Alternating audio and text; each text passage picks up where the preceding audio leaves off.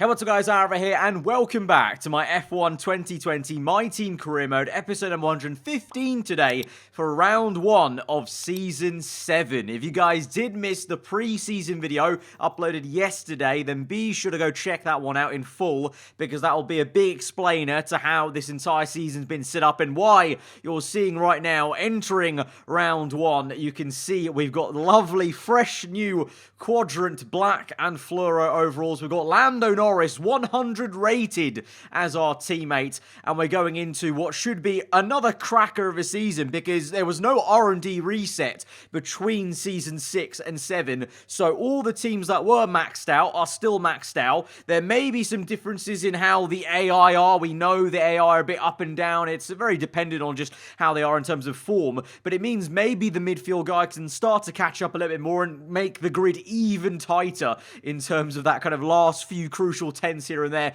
qualifying and the race. But it's been a decent career so far, I'm not gonna lie. 3 world championships in the drivers, 4 constructors, but we go again. Formula 1 is all about resetting, everyone's back down to 0, and you start once again as equals, and you have to do the same difficult job you did last season. And so with that, here we are then, entering the race weekend for round number 1 at the Australian Grand Prix. Last season, we actually went to Bahrain as round 1, so we welcome the return of Melbourne back to the calendar as the opening round, and we have to navigate qualifying for the first time in this maxed out car for a while. I think the last time we came to Australia with a maxed out My Team FOM car was maybe Season 5, I want to say. I don't even think Season 5 was maxed out, so I think this may be the first time actually we've come to Melbourne with a fully maxed out car, with like even all the Mercedes engine upgrades the PU supplier has given us that we can't even control. They just give it to us naturally over the course of the time in the calendar progressing. But already with this new car, feeling at home with the new quadrant livery. You know, I really do love the look of it, with the kind of base being the fluoro and the black accents on the halo, and it's actually a nice return to that neon green helmet that I actually ran earlier on this season. Of course, it was very much just a very happy coincidence really that the Jensen Button, you know, neon green obviously vibe that we went with at this early part of the career just happened to align quite nicely with the not exactly same color but near enough, the fluoro yellow and greenish color that is obviously synonymous with quadrant and also Lando Norris. But we make our way through Q1, obviously not an issue, but Q2, maybe question marks there of what the Peccy order is going to be like. Like I said, we are, you know, a lot of teams are just going to be staying put where they were in terms of already maxing out their R&D, but that doesn't mean the Peccy order won't change, because we've seen so many times in the last few seasons especially that the AI, the actual individual AI can make such a difference. And also, even with the maxed out cars, there seems to be a bit of a kind of yo-yo and kind of, you know, undulation with how they perform track to track. And as I said, it's been a while since we've been at Melbourne with such high downforce and high-speed cars, so we'll see what it's like. It started off really overcast, which was a little bit worrying. I thought for a sec there was going to be some rain coming our way in the very first round of the season, but I don't think there is. It will eventually go away. The sun will come out and we'll get a second lap in, but that means I actually had to do 2 runs on 2 sets of soft tyres because that first run was so dismal. I feel like the track temps didn't help, so we had to kind of burn a second set of soft tyres to make sure we made our way through. We do make it through, but it was pretty darn close, and it was even closer and a bit of a disaster then for one of our championship rivals from last season. Charles Leclerc knocked out in the Ferrari down in P13, Giovinazzi up in P7. What did I say in the pre-season? You know, Giovinazzi back in Season 5, he managed to start beating Leclerc a few times. It was a question mark of which Leclerc, which Giovinazzi will we get this season. Giovinazzi turning up the wick straight away then and getting through into Q3, but Leclerc massively disappointing for him, and it looks like the Red Bull form is continuing as they're knocked out of the first hurdle, and even an AlphaTauri beats them and gets through. The Racing Points are obviously now in a full Aston Martin livery now for this season, and the McLarens make it through, including Lewis Hamilton, who was up in P3 there, that was, in Q2. Absolute madness. Is it finally time? Is this the move that he needed? Going all the way back to the team he started his career with,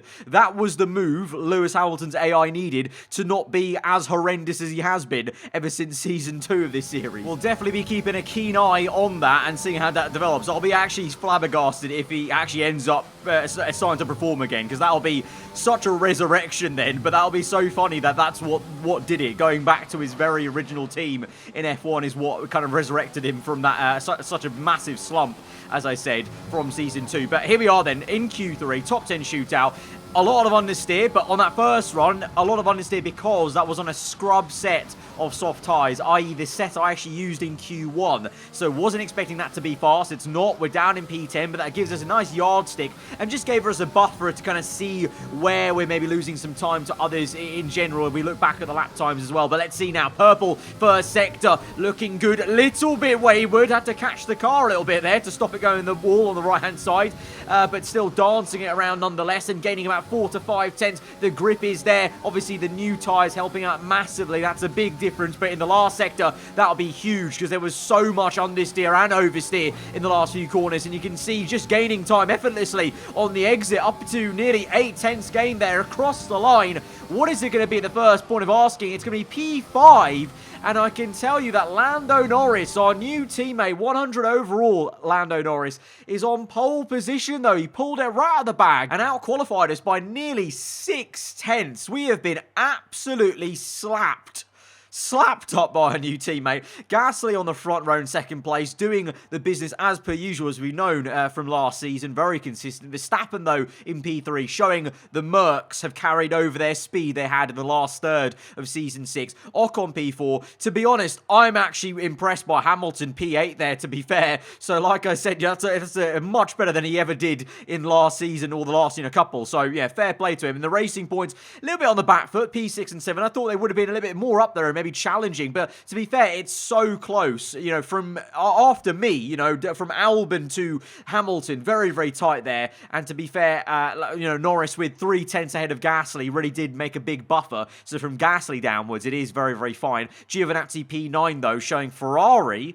Are they on the back foot? Has, the game dealt them a bit of a bad card here going into this season? We've seen them before drop off in some pace. Red Bull dropped off in pace last season, so is it Ferrari's turn maybe? And also something to note, actually, in between Season 6 and 7, although the R&D regulations didn't change, the Mercedes power unit did receive an upgrade over the winter, so maybe that's made a massive difference compared to if Ferrari didn't have an upgrade, so we'll see how that progresses through it. But let's get on then to the grid for round number 1 of this new season. Months of rumour and speculation all come to an end today as we return to Melbourne for the opening race of what promises to be an enthralling season. Welcome along then to the Australian Grand Prix. Just south of Melbourne's downtown business centre is the one and only Albert Park circuit. 3.3 miles of public roads, closed for the weekend of course, make for a bumpy circuit with little undulation. There are 16 corners around the lake and a couple of good passing opportunities here as well, thanks in part to the DRS zones into turns 1, 3 and 13.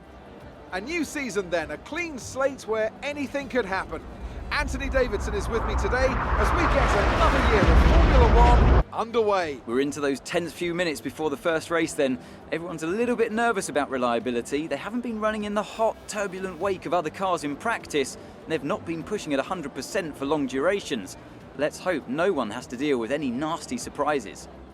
Let's run you through the driver grid order for today's exciting race. Lando Norris put in a fantastic lap yesterday and will start from pole position. And it's Pierre Gasly in P2. Looking down the rest of the grid we have Verstappen, Ocon, the owner driver, and Albon, Stroll, Hamilton, Giovinazzi, and Nick de Vries, Sainz, Ricciardo, Charles Leclerc, and Bottas, Russell, Kvyat, Nobuharu Matsushita, and Jack Aitken, Latifi, Giotto, Magnussen, and Mick Schumacher.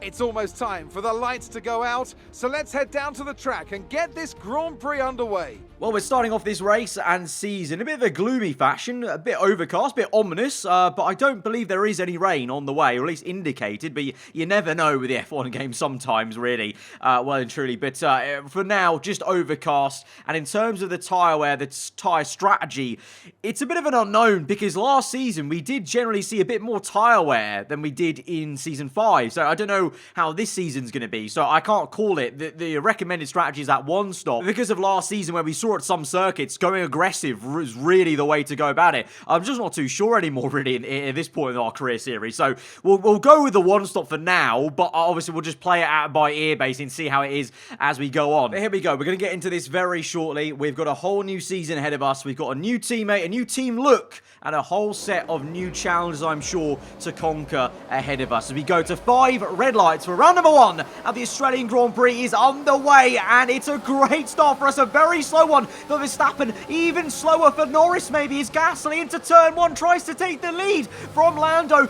Oh, they go side by side through the exit at turn 2. Gasly still trying his best. They're still at it, but I think Norris just about has that. Meanwhile, Ocon sends one down the inside. Big dive bomb from the Frenchman in the McLaren. Feeling confident, we go around the outside to try and hold on to that, but we're going to be neck and neck through the next right-hander, and we nearly slammed tyre wall to tyre wall there, but we just played chicken with him, and we're able to push through into P4, but Norris still leads the way then. Gasly gave him a real good hard fight into the first few corners, but in the end, he's held through, and Gasly has to settle for P2. Verstappen close behind in P3. Initially, after such a shocking start, I was unable to really make the most of it because I got caught up behind the Dutchman a bit too much, basically, on the start. I almost needed him to get out of the way a little bit later, maybe on the straight into turn 1. And now, as we go on to lap number 2, we can't really keep up with Verstappen right now, and Ocon is coming at us at a rate of knots. We know how quick that McLaren has been in a straight line, and he sends one into turn 1. We're banging tyres on the exit, trying our best to get our right foot down and get the grip and acceleration we need, but not possible. Ocon's got that. We've got Stroll attacking us. We have a little lunge on the outside, got squeezed by Ocon though on his rear end, and so instead we're kind of fighting Stroll instead, having to make sure we can at least keep him behind. But the Aston Martin then right behind us, and Ocon's got the overtake done, so we need to recompose ourselves and go again to try and chase after him. But Ocon looking very punchy, I must say. To be fair, actually, look behind. Hamilton is keeping Stroll very honest, so maybe this fine. Like I said, you know, McLaren, they had a bit of a title challenge, what was it, back in season 4, and then ever since then, they've looked very quick at times through the seasons, but they haven't been able to be consistent. Is this now the time? Is this time for Ocon and Hamilton to be consistently up here fighting for these top points and the top positions? We'll have to see how this progresses, but lap number 3 on to 4, we're keeping Ocon honest, and now we're finding a bit of a groove as we set a personal best lap time into turn 1. Ocon,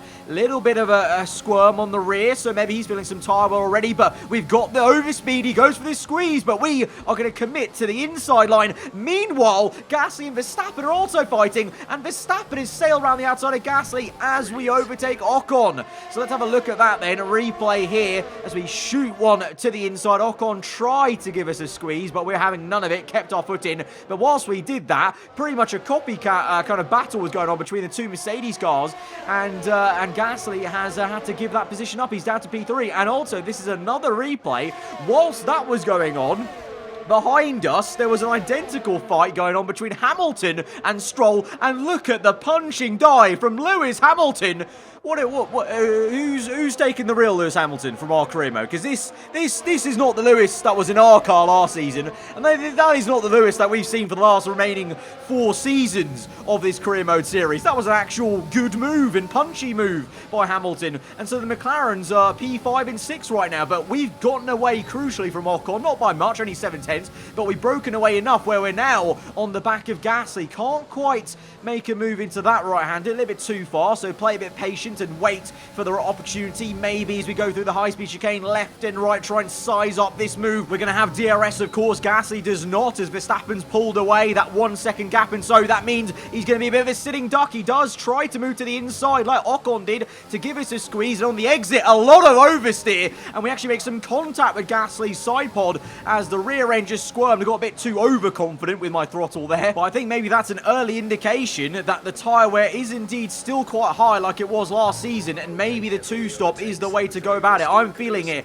as I sit here in the cockpit and think about the strategy maybe coming up, but right now at this moment in time we're still thinking about the overtake as we go around the outside, and it's such a fine move. We thread our car like a needle there, and that was a lovely move, really nice, so fine, literally banging tyres as we did it on the exit, and whilst we do that, we watch behind. Ocon also catches Gasly napping, so Gasly has really fallen away. I mean, he fell away in the last race, last season. I wonder, maybe him having such a bad race at Sao Paulo, maybe that means now his AI is going to be in bad form, and that's why we're seeing him fall away in that sort of fashion. Meanwhile, behind, the Ferrari's having a dismal day. Leclerc, horrendous. He's got damage there, you can see on the front right of his front wing, so he's actually well out the points, and he's not looking quick at all. So that is going to be a worry for the Scuderia for sure. Their star man is out of play in this first round. Meanwhile, at the moment, lap number 7, Norris, our teammate, leads the way. He's been dominating this one, and we are in because I'm committing to the 2-stop. The tyre wear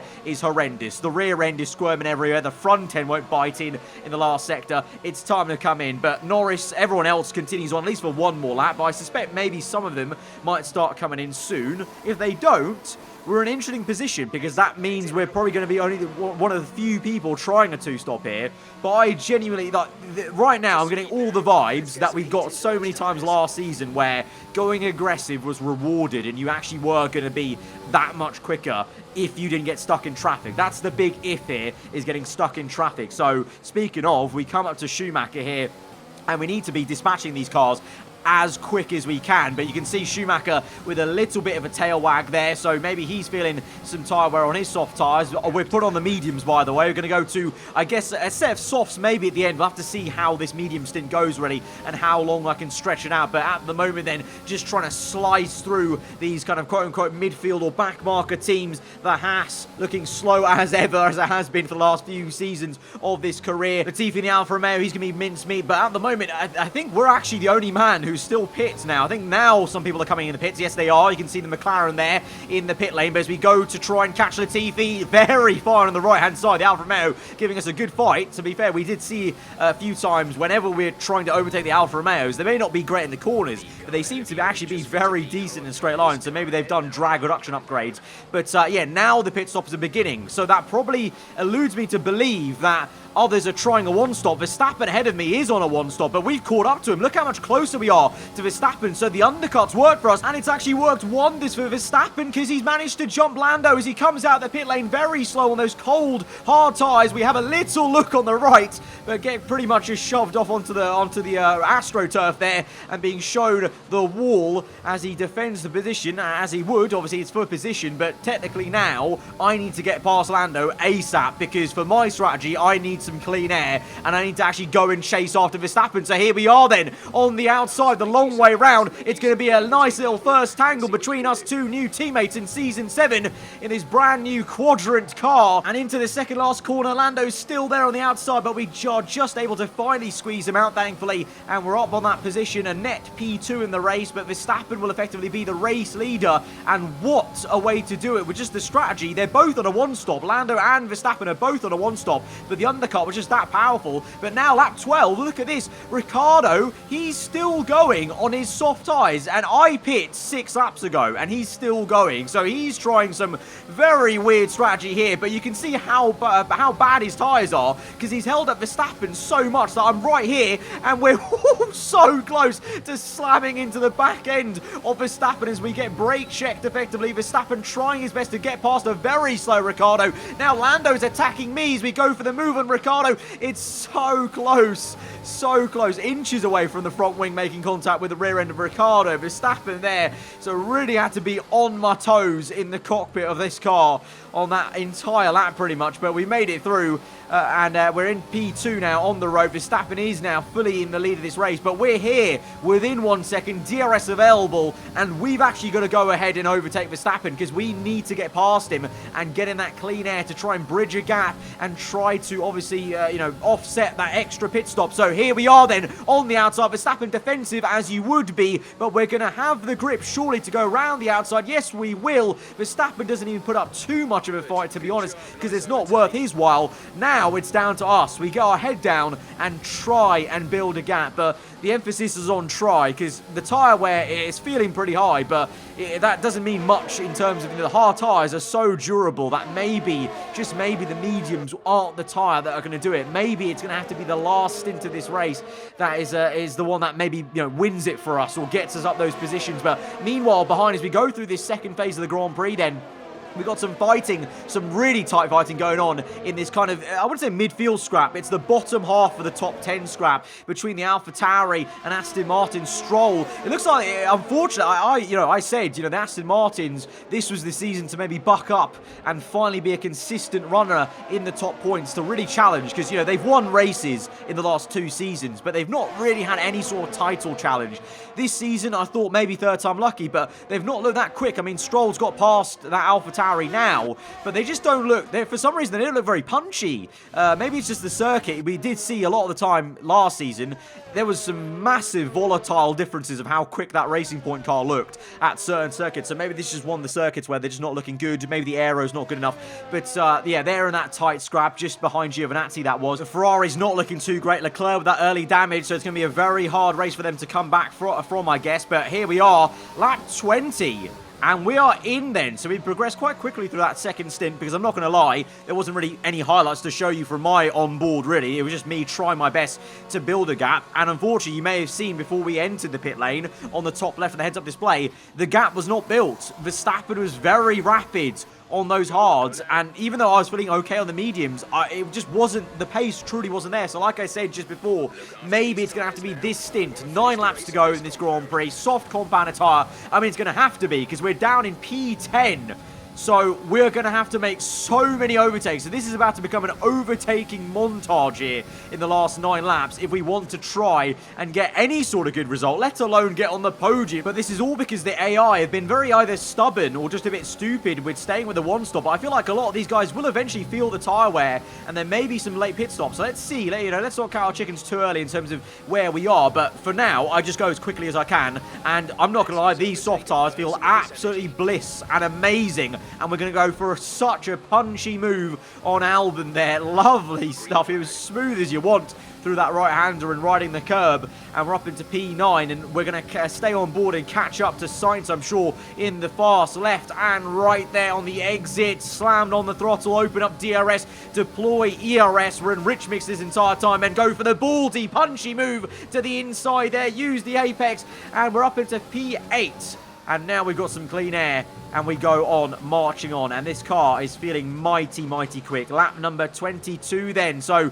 literally the very next lap. And we're already there with Stroll. So we are fast, and we are going to be the fastest man on circuit as we cross the line to surely set the fast lap of the Grand Prix. There it is. Stroll with DRS open, so he gives us a bit of a fight and a run for our money to turn 1. We dummy him, and we go for this switchback move. Textbook stuff there to sell him the dummy, make him go deep into turn 1, and then we get him on the exit up into P7, hopefully, as we're jockeying for position, but we do get that into P7, and Giovinazzi is up next. But all these guys on hard, apart from Sainz, who was on medium tyres, but they'll eventually feel some tyre wear. They've got to on these hards if I was feeling that much tyre wear on the soft and medium. So there may be some, I think there surely must be some late drama with pit stops, you would think. Kind of almost like if you remember back to some of the races in Season 6 where, late on, some people that were looking so good for maybe even podiums had to pit because of the tyre wear. But here we are on the outside of Giovinazzi, and it's going to be a fantastic move. What a great move, sir. Just committed to that on the outside there. And we are up the position. But we keep our head down, we press on, because now the next man will be Gasly to try and overtake, and then on to Hamilton and Ocon. But just want to quickly note, apologies for any little screen freezes here and there. I have changed my recording software, so hopefully, guys, there won't be any more black screen issues like in the few previous episodes. But the screen freezes, unfortunately, is just the game not running too well on my PC anymore. And something that's not running too well is Gasly into the back of the Alpine. That was a fantastically well-timed commentary bit there, because Gasly's ran into the back of the Alpine into turn 1. He was coming out of the pit lane, and so Gasly has damage. So is this it then? Is this the bad luck and bad form of momentum coming in for Gasly's AI? He had a dismal time at Sao Paulo at the end of last season. He's been falling away, and now he's got this bad luck. It may just be, unfortunately, Gasly's time to have a bit of bad form for once in the Mercedes team, and Verstappen's time to shine as he still leads this race ahead of Lando Norris in second place. We can't quite overtake Gasly straight away off that right-hander. He gives us a good fight, as he would do, obviously, previous rivals, previous teammates, so no love lost between myself and Pierre Gasly once again on the F1 game. But can we make the ballsy move to the inside? Yes, we can. and we're up into P5. Obviously, not as impressive, knowing that he has some damage, but still equally nice to get a move always done into the inside, that very, very rapid left-hander. But here we are, lap 26 we're going on to, and we are still gaining time on the cars ahead of us. We're still banging in fast laps of the Grand Prix, so we are flying at this circuit here, and Hamilton is susceptible. The tyre wear is finally kicking in, I feel, and we are so much quicker than all these guys. It's just a case of being patient here now with Hamilton. He's going to be very defensive, and it's very difficult to anyway make a move really in this sector. But this is a little bit, tense. Obviously, Hamilton, we dropped him, as a team owner, dropped him for George Russell last season, but we now send one to the inside, and we practically dance around him and make the overtake actually look quite easy. I thought we would have put up way more of a fight, really, with maybe some bad taste in his mouth from what happened last season, but fair play, just doesn't put up much of a fight. I guess that's maybe how much tyre wear he's facing. Meanwhile, speaking of tyre wear, what did I say about late pit stops? We've finally got them. The tyre wear for those guys on hards has finally kicked in. Maybe. Is there a slight shot? I'm now in the cockpit here watching this. I'm now praying that Verstappen and Norris maybe have tyre wear issues themselves, because if they have to do this, then surely that is us onto a race win. But yes, Sainz comes in, one of the Aston Martins. Potentially the other one will come in eventually. Giovinazzi as well. And then here comes Leclerc and Ricciardo. Leclerc was down and out this race, but he may just gain some points now because of that. But as we move on to lap 27... Information on Norris. They have an issue with their car. They're going to be slow. Oh, no. That is such a shame. And that is a massive thing for us and this entire race. Our engineer has told us Lando has an issue. Something's broken in his car, and he is going slow, and it's very apparent because we move on to the very next lap, lap 28, to the second last lap of this Grand Prix.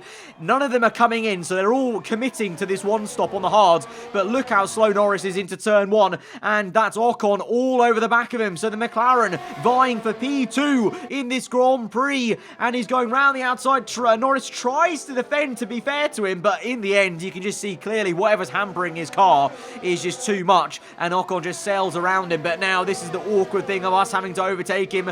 He did so well. He was dominating the first stint, and he was so quick in qualifying. This is such a shame, and I really hope this is the last issue he has this entire season. But obviously, unfortunately, we know sometimes, for whatever reason, with my team career mode, our teammates always seem to have issues left, right, and centre. I really hope that's the last issue he has reliability-wise, because it was such a great, cracking start to the race. But he'll still finish in the points, I think. He'll still get P4, I think, because Hamilton's a bit too far away. So I think he'll still limp home for that position. But for us, it's all about P2 then. Verstappen, I think he's got this one booked in. He's not pit for the tyre wear, but instead we're going to make the move for P2 then. On the outside, try the switch back on Ocon, and it's going to work out lovely for us. We have the grip, we have the overspeed on the acceleration, the exit, and we're up into P2. But it's this man that is effectively dominated ever since I pit from the lead of this race on mediums onto softs. Verstappen looking good.